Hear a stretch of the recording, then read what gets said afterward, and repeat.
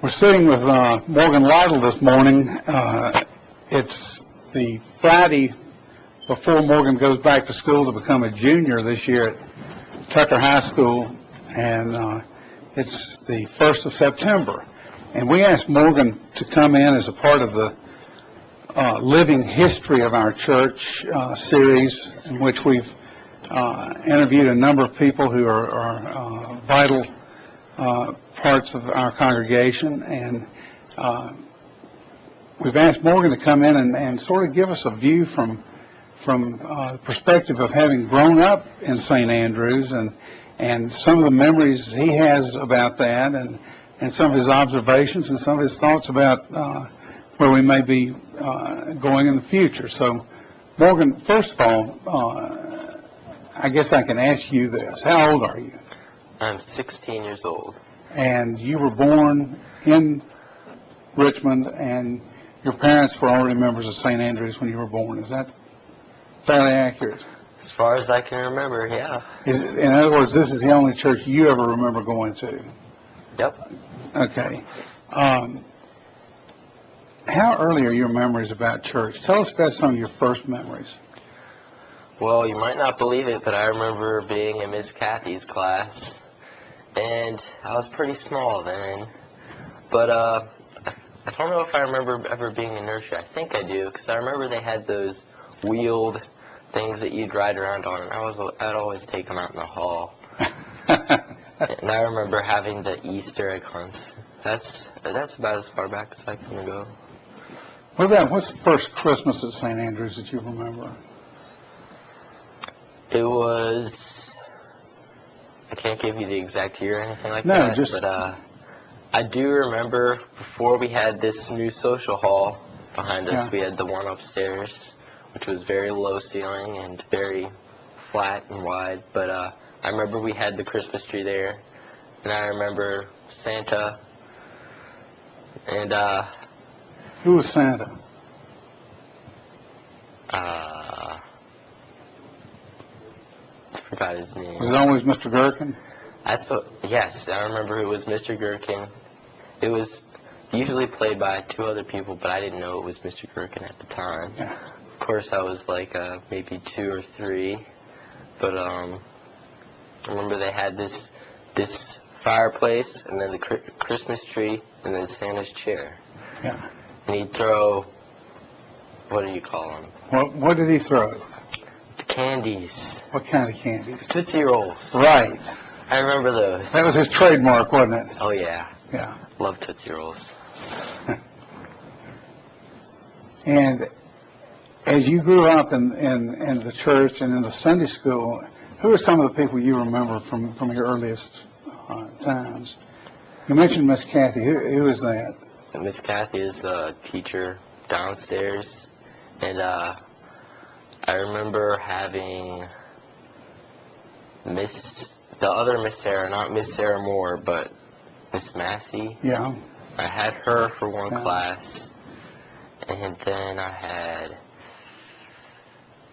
I can't remember that goes up. I know I had Mr. Steve and Miss Sarah. Yeah. Miss Sarah, then Mr. Steve. Mr. Steve's a really funny guy. He always gives us the SET word of the day. His favorite one is paradox. Makes something that seems like it has two sides to it, basically. Yeah. And do you remember Vacation Bible School at all? Yes, I do. I remember I used to be in Vacation Bible School, but now I help with Vacation Bible School. I haven't for the past couple years because I've been gone. Yeah. Vacation or across seas and stuff like that. I remember when I was in it, and I remember arts and crafts. What kind of stuff did you guys make? One year we made bookmarks. We wove bookmarks. I remember snack time. That was my favorite time. We had this, what was it? It was toast, and they made the butter a different color. I think I had green. But yeah, I remember that. That was pretty fun. toast tasted the same, so it was all good. Growing up in this church, what are some of your lasting memories of things that happened? Just talk about different things that you remember. It doesn't matter what order you put them in. Well, I'll always remember having Easter egg hunts and definitely hanging of the greens, because that's just a really memorable thing at this church. I remember having some picnics outside and a service back in the woods. I remember that. I remember before we got the playground. Let's see. And definitely before we got this beautiful sanctuary social hall, the big one. We didn't have that when I was little here. So I've seen this church through a lot of change. I remember a lot of the cantatas because my dad's in them, so I had to always come. When you're little, you don't like sitting through things that are 2 hours. So I definitely remember that. Yeah, a lot of stuff that I can't bring to mind right now, but it's good memories. I remember last year during our stewardship campaign, you volunteered, or I guess you volunteered anyway. You did a little segment for that stewardship campaign where you stood up on Sunday morning and talked about what the church has meant to you and over the years, and that was a really impressive thing to me. I've watched you as you've grown just in the time that I've been here, and some of the ways you've grown and in your faith. Talk a little bit about the youth group and what that's meant to you. Well, the youth has always been a really big part of me at this church. I mean, I've gone through two youth leaders. First one was Jason. He was an excellent youth leader. I only had him for about 2 years though, but we miss him, and he still comes around sometimes. But I mean, I'm probably taller than him now, but that was a very moving year, and definitely Miss Christine's time here. I mean, we've gone on a lot of mission trips and youth retreats, and a lot of this stuff has been very moving. Like for this last one, I mean, building houses for people to stay in, and I still have the souvenir. Yeah. Black thumbnail, but yeah, some people, God definitely worked through people on that trip. You could just see him everywhere. I mean, we saw him through Andy when it wasn't really a speech, it was like I don't know, it was just indescribable and just magnificent, but you could see people helping each other out when we were building houses, and it was just very moving, I mean, and powerful. It was very... I get the impression that in watching you guys, that you guys feel closer to each other in our youth group than you do to a lot of other folks that you're, like a lot of folks you're in school with, for example. That there's a real closeness there, and that closeness has been created by those kinds of things that you're talking about. Definitely, oh definitely, because I mean, we grew up with these people. I mean, I've grown up with these people over time, not all of them, but Andy I grew up with. He's in the first, he's so-called, it's the first Jason era. Me and him are the last two people from that since Laura has left, and that is very sad indeed, but oh yeah, I've enjoyed it, and I don't know, Are you, who's this year's president of the UMYF? Are you? I'm the chairman, you mean? Or? Yeah. Yes, I am. Okay. But we haven't really been keeping up with that because, well, you haven't, the year hadn't really started yet either. But, yes, I am the chairman because everybody thinks that I have good leadership skills. which I probably should get better leadership skills. Huh. But we just have a very bright youth group, I think. I And agree with that. everybody knows each other and they love each other, and I mean they've all gone through something that like binds their relationships together. Yeah. Like Lucas, Lucas can be annoying at times, but Andy, I remember when at the mission trip and Andy's cousin was down in the hospital, and Lucas asked Andy if he was feeling all right, and Andy said that he could feel genuine concern in his voice for him, and that just moved Andy so much, because usually Lucas usually acts immature sometimes, but he really felt that genuine concern for Andy. Of course, Lucas is 1 year or 2 years younger than you and Andy. He's 2 years. Yeah. So he's began. I mean, that's a process that starts. Yeah. He's that- definitely starting to move up there. Yeah. This is a real personal question, and you don't have to answer it if you don't want to. But can you think of an instance where you really felt close to God, and that sort of moved you from one place to another? I've definitely felt that God moved me on the last mission trip we went on, because it was just so incredible. I mean, Andy touched all of our hearts with it, and God was using him then. We all knew it, but his words were just beautifully woven together. And past mission trips have been real moving. I can't remember all the details, but the summer retreats have been real moving. But I have to say this last mission trip has been the most moving and brought change in all of us. As you look at the future, you've got 2 more years in high school, and at this point, and 2 more years in the youth group here, and then you see younger folks coming in, and there'll be a whole group of younger folks coming in now. Yeah. Tell me how you view the future of St. Andrew's Church. Well, I think that the future is going to be good, but I think that since our youth group is basically broken up into about 2 sections. There's all the high school kids that will be leaving pretty soon, and it's going to be Bradley, me, Andy, just a whole bunch of them. And that's a really strong foundation of our youth group, and then it'll be all younger kids.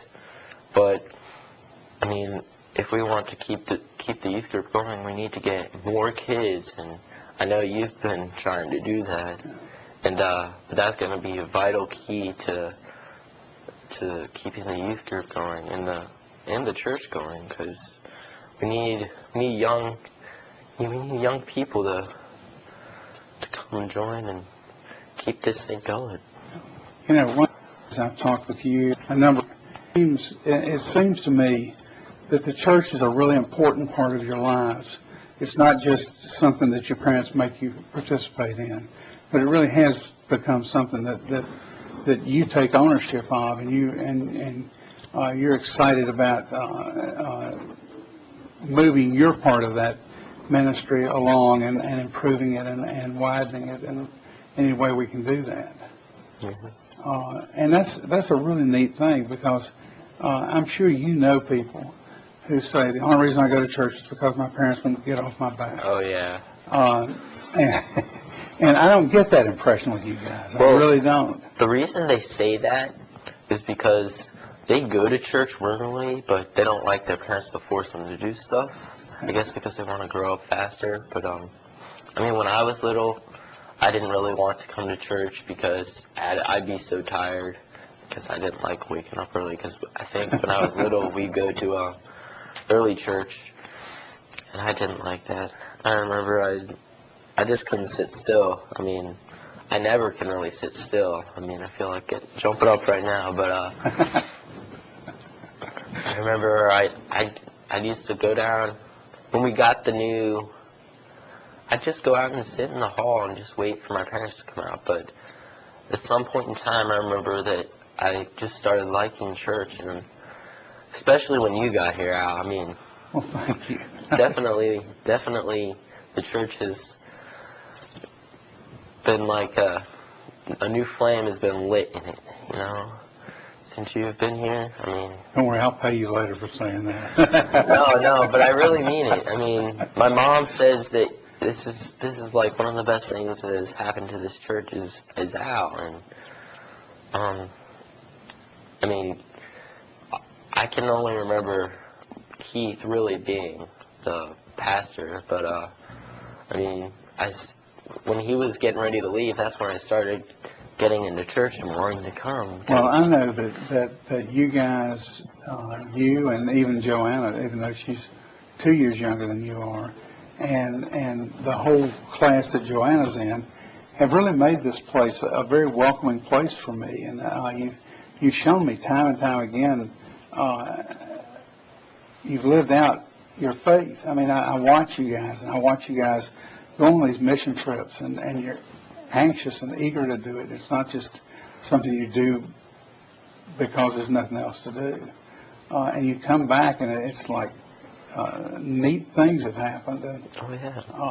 And you've really felt the presence of the Lord. You've really grown closer to Him and to each other as a result of that.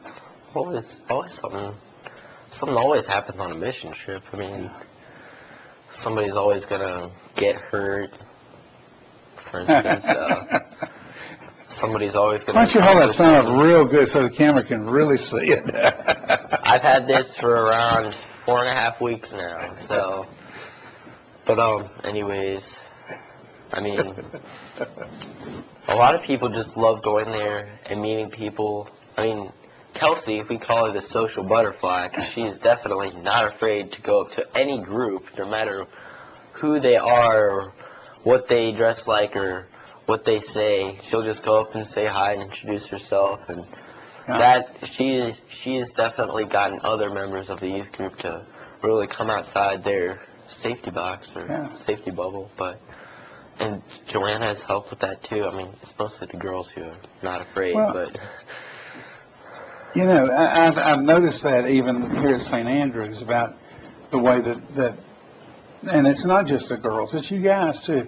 You don't have any barriers as far as going up to talk to any member of the congregation. I mean, I see you talk to Helen Thomas, for example, or to a number of other people, and you know, it's just that bridge that you guys create, because I think you really feel like you are every bit as much a part of this congregation as they are, and together you really have something in common.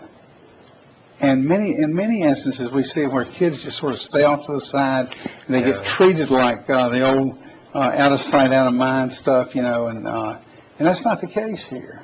You guys pitch right in whatever is happening, and just go with it. Yeah. Last year, Christine definitely laid down that the youth needs to be seen in this church. We need to be more outgoing, and we need to do more things that are involved with the church. So we've done that, and I guess now that we're like joined into the congregation, we aren't just our separate group like the kids at the congregation. And now as these younger kids are coming along, you can just teach them naturally to become a part of that. We can set an example for them to do the same thing, and they hopefully they will. So far as the long-range future, is it fair to ask you what your plans are? Ooh, I don't know. I'm just trying to play the game of life right now as the cards get thrown at me, and hopefully I can make a good play with them. But I say in the long range future, I don't know what I'm going to do right now, but I mean, I have a lot of good fields that I'm in, but I see the church in the far future being pretty good.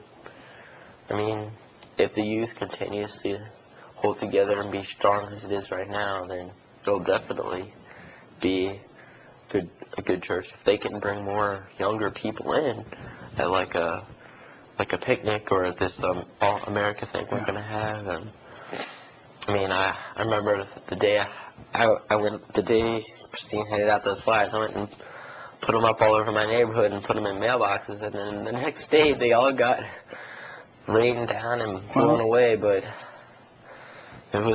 I think it was worth it. Because yeah, but there were a lot of them that folks got too. They got that day, and the main thing was getting them out there and people seeing them, and you guys did that. Yeah. Got any words of wisdom you want to give us before we end? Never been good at words of wisdom. Although we do have them every day in Tucker.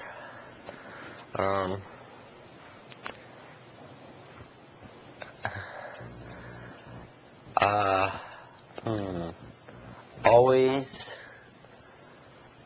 be ready to take on a challenge, because it is the more you're ready to take on a challenge or a certain event, you'll be more ready to take on the challenge of life. Amen. You'll continue to grow that way. Thank you. And that's a wrap.